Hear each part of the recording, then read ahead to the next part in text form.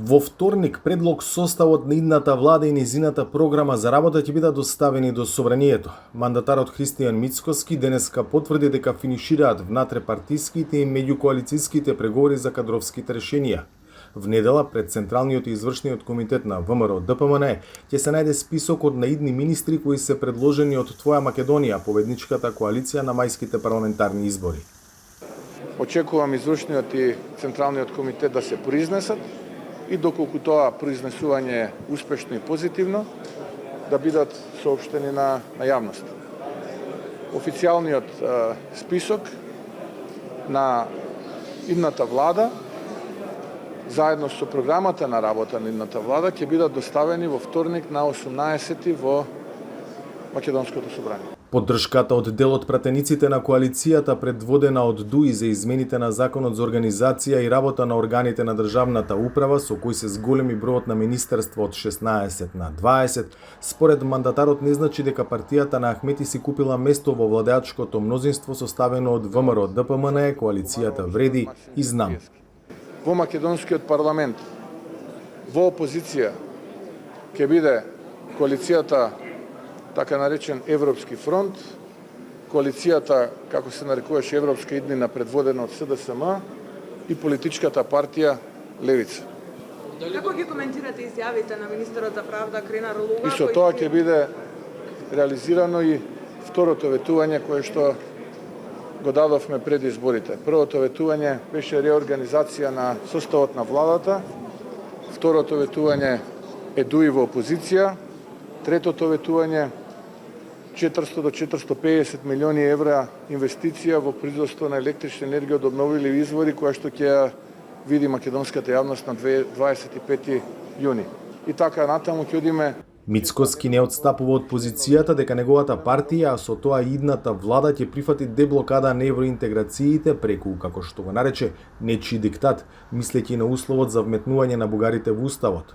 А што со пораките од стратешките партнери на земјава, САД и ЕУ за потребата од целосно почитување на Преспанскиот договор. Меѓународните договори треба да се почитуваат и тука немаме никаква дилема, но тоа е двонасочна улица. Договорот е договор помеѓу најмалку две страни. Може да биде и повеќе. Мултилатерален. Ако е билатерален, тоа е најмалку помеѓу две страни. И треба и двете страни да го почитуваат. Ако конкретно мислите на Преспанскиот договор, и ние како идна влада го почитуваме во детали, се што е дел од нашето законодавство, устав, се почитува во детали, точка запирка, и тука не треба да има никој никаква дилема. Затоа што вие не можете да барате од граѓаните да ги почитуваат законите и уставот, а вие да ги прекршувате. Но истовремено очекувам и вториот подписник, а тоа е нашиот јужен сосед, да ги почитува. За сега предупредувањата од Атина дека неизговорањето на уставното име од страна на новата власт значи кршење на Преспанскиот договор, според шефот на дипломатијата во заминување, не се и во форма на официјални дипломатски ноти. Советот на Османи е меѓународните договори да се исполнуваат во целост. Мислам дека нема простор за различни интерпретации на Преспанскиот договор.